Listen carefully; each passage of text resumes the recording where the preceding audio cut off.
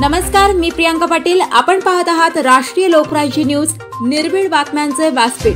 आज आपण दिवसभरामध्ये घडणाऱ्या घडामोडींवर नजर टाकूया. चला पाहुणं, आपल्याला जायचंय. पण कुठे जायचंय? टाकळी ढोकेश्वरच्या हॉटेल वैष्णवी मध्ये जायचंय. म्हणतात तिथे खूप छान जेवण मिळतं. चला तर मग जाऊया. पारनेर तालुक्यातील टाकळी ढोकेश्वर येथील सुप्रसिद्ध हॉटेल म्हणजे वैष्णवी हॉटेल. या हॉटेलची चवच लई न्यारी. पाहुणं, एकदा या. हॉटेलची चवच लई न्यारी. अस्सल मांसाहारी प्रेमींच्या जिभेचे चोचले आता पूर्ण होणार. ते फक्त हॉटेल वैष्णवी मध्ये. या ठिकाणी सर्व प्रकारच्या पार्टीच्या ऑर्डर स्वीकारल्या जातील. प्रोप्रायटर संतोष रंगनाथ ठाणगे. संपर्कासाठी मोबाईल नंबर 8830578505.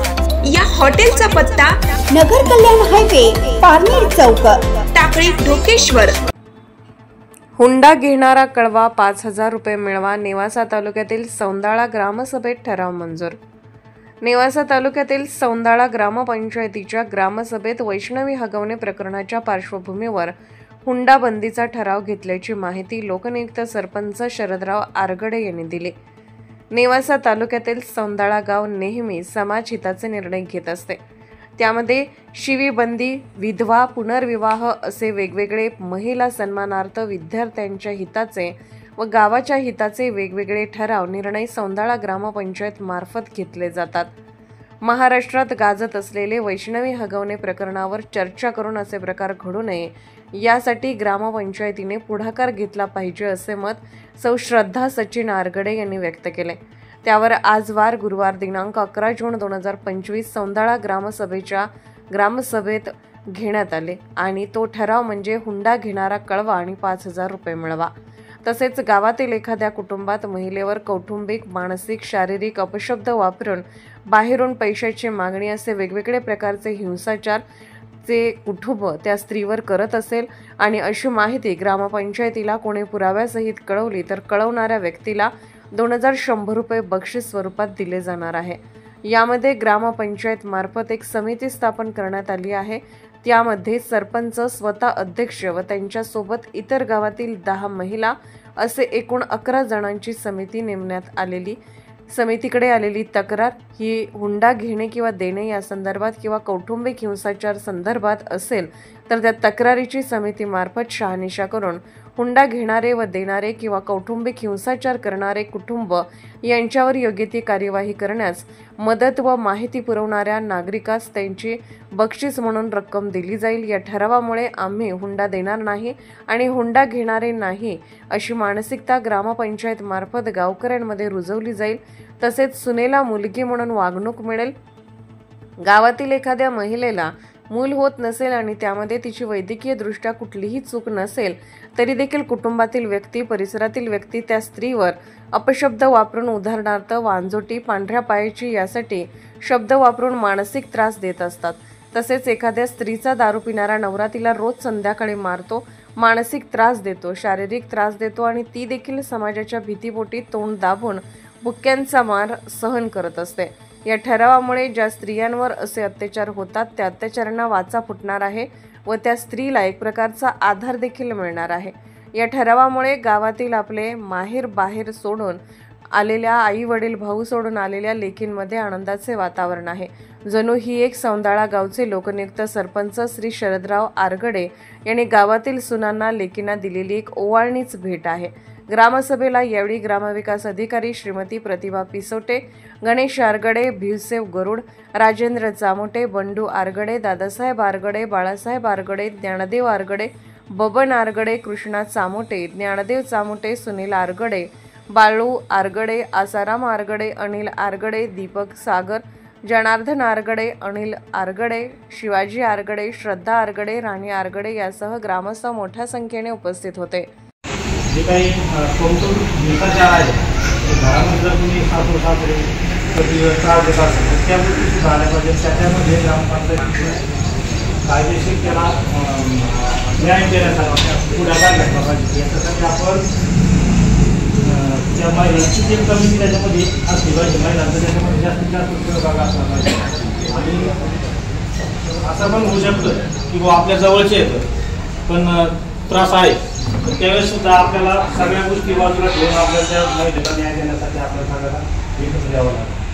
आणि असं काही म्हणायचं नाही आपल्या गावात अजिबातच. आज तर प्रत्येक गावामध्ये ते घटना आहेत महाराष्ट्रामध्ये सगळीकडे घटना. आपण पेपर वर्तमानपत्र हातात घेतलं तर ते सरकार भेटतं की महिलेने आत्महत्या केली, जाळून घेतलं, तिला त्या गोष्टीपर्यंत मजबूर केलं जातं. या गोष्टी संबंधाने आपण याच्यामध्ये एक समिती निवडूया आणि त्या समितीच्या माध्यमातून आपल्या गावामध्ये असा प्रकार घडणार नाही, पुन्हा भागणार नाही, बरोबर आहे का? त्याचबरोबर आपल्याला हुंडा घेण्याची सुद्धा परवानगी नसणार. त्याच्यामुळं आपण आज त्या ठिकाणी हुंडाबंदी जाहीर करूया आणि जो कोणी हुंडा घेईल असं काही लक्षात आलं पुरावे असेल, जो कोणी त्याची माहिती देईल त्याला आपण 5,000 रुपये बक्षीस देऊया. आणि दुसरी गोष्ट जसं त्यांनी सांगितलं की कौटुंबिक हिंसाचार म्हणजे पती त्रास देतो, सासू सासरे त्रास देतात, अशा ज्या काही घटना आहेत त्यामध्ये असाव्या, त्या समितीनं त्या ठिकाणी जाऊन पुढाकार घेतला पाहिजे की तिला त्रास देऊ नका.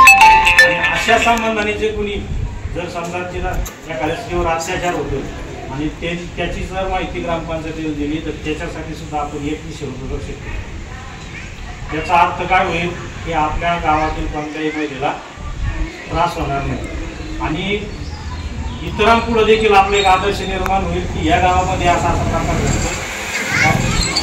त्याच्यामुळं आपल्या पण मुली ज्या ठिकाणी दिलेल्या आहेत त्यांना देखील त्रास होणार नाही. प्रमाणच असतं ना, ही घटना अशी घटना मोठमोठ्या घरांमध्ये घडते. ही घटना आपल्या गावात घडू नये, आपल्या तालुक्यात घडू नये, आपल्या जिल्ह्यात पण घडू नये, आपल्या महाराष्ट्रात पण अशी घटना घडली नाही पाहिजे. याच्यासाठी काहीतरी निर्णय घेतला पाहिजे गावात. कारण की आपल्याला पण एक लेक आहे आणि आपल्याला पण एक मुलगा आहे, आपल्याला पण एक सून आणायची आहे आणि एक मुलगी आपली दुसऱ्या गावात पाठवायची का, जेणेकरून आपल्या मुलीवर ही वेळ आली, अशी वेळ आली पाहिजे का, अशी वेळ आली पाहिजे का नाही. त्याच्यासाठी आपण काहीतरी चांगले निर्णय घेतले पाहिजेत. हुंडाबंदी ही केली पाहिजे, कारण की आपण आपली मुलगी देताना हुंडा द्यायचा नाही आणि दुसरी मुलगी आपल्या गावात आणताना हुंडा द्यायचा नाही. याच्यावर काहीतरी निर्णय घेतला पाहिजे जेणेकरून आपल्या मुलीला पण त्रास होणार नाही आणि आपल्या सुनेला पण त्रास होणार. काय वाटतं तुम्हाला याच्याबद्दल? घेतलं पाहिजे की नाही? चांगल्या कामासाठी निर्णय, योग्य निर्णय हा झालाच पाहिजे. एवढं बोलून माझं एवढंच एक निर्णय आहे. आणि दुसरा असं मला सांगायचं आहे की जे एकदम गरीब घराणं आहे, ज्या मुलीचं लग्न करायचंय त्या वडिलांना, आणि त्या वडिलांनी काय केलं पाहिजे, जशी परिस्थिती आहे त्या परिस्थितीनुसार त्या मुलीचं लग्न केलं पाहिजे. ती कर्ज काढून लग्न केलं पाहिजे.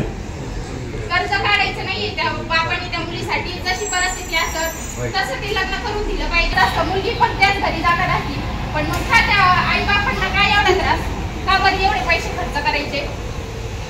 आणि आपण समजा त्या आई बापाने समजा आनंदपोटी पैसे लावणं व्हायना पण त्या मुलीचं सार्थक झालं पाहिजे.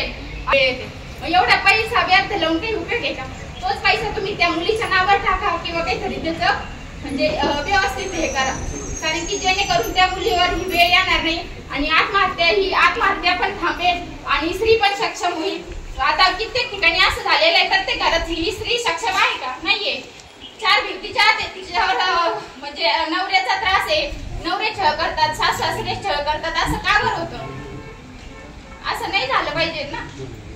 त्या मुलीला पण तिचं पण काहीतरी मन आहे, तिच्या पण काही इच्छा आकांक्षा असतेच ना, तिला पण तिचं जगण्याचं तिला पण एक संधी दिली पाहिजे. म्हणजे ती स्त्री आहे म्हणून तिचा कसा पण वापर करायचा का, असं थोडी असतं. त्यामुळे हुंडाबंदी हा कायदा हा झालाच पाहिजे. आणि प्रत्येक बापाला एक माझी विनंती आहे का कर्ज काढून मुलीचं लग्न करू नये. माझे 2 शब्द थांबवते. धन्यवाद.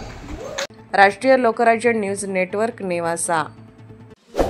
ताज्या बातम्यांसाठी आणि अपडेट्ससाठी राष्ट्रीय लोकराज्य न्यूज चॅनलला सबस्क्राईब करा, तसेच लाईक आणि शेअरही करा.